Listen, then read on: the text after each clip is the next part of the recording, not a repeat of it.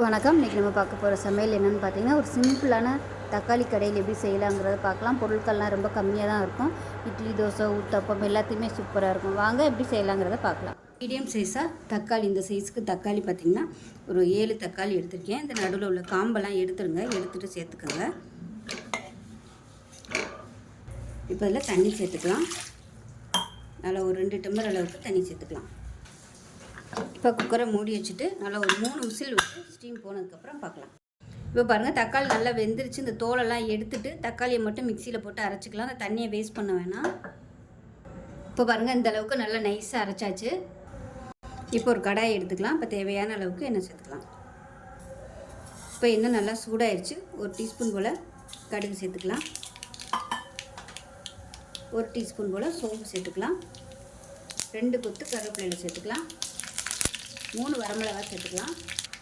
பெருங்காயம் சேர்த்துக்கலாம். இதை நல்லா வதக்கிக்கலாம்.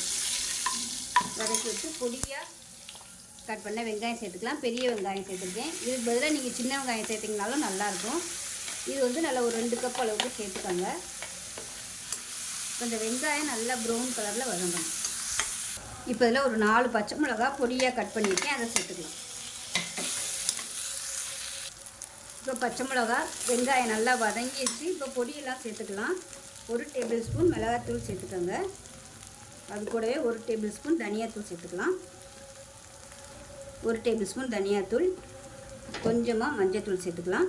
ஒரு 1/4 டேபிள் ஸ்பூன் அளவுக்கு மஞ்சள்தூள் சேர்த்துக்கலாம். இதையும் சேர்த்து வதக்கி விட்டுக்கலாம்.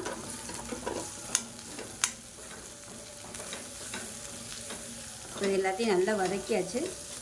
இப்போ இந்த ஸ்டேஜில் நம்ம அரைச்சி வச்சுருக்க அந்த தக்காளி சேர்த்துக்கலாம். நான் மிச்சம் இருந்த தண்ணியும் இதோட கலந்து வச்சுருக்கேன்.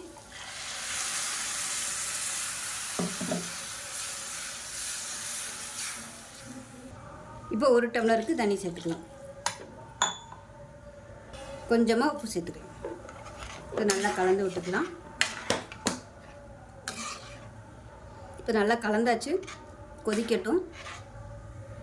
இப்போ பாருங்கள், நல்லா கொதிச்சிருச்சு, பச்சை வாசனையெல்லாம் போக. இப்போ இதை வந்து அமர்த்திடலாம். இப்போ லாஸ்ட்டாக கொத்தமல்லி எல்லாம் பொடியாக நறுக்கினதை சேர்த்துட்டு அமர்த்திடலாம். அவ்வளோதான். ஒரு சூப்பரான ரொம்ப சிம்பிளான தக்காளி கடையில் ரெடி ஆகிடுச்சு. இட்லிக்கெலாம் தொட்டு சாப்பிட்டிங்கன்னா சூப்பராக இருக்கும். ஸோ இதே மாதிரியே செஞ்சு பாருங்கள். செஞ்சு பார்த்துட்டு எப்படி இருந்துச்சுங்கிறத சொல்லுங்கள். வீடியோ பிடிச்சின்னா லைக் பண்ணுங்கள், கமெண்ட் பண்ணுங்கள், சேனலை சப்ஸ்கிரைப் பண்ணுங்கள், பக்கத்தில் பெல் பட்டனையும் ப்ரெஸ் பண்ணுங்கள். நன்றி.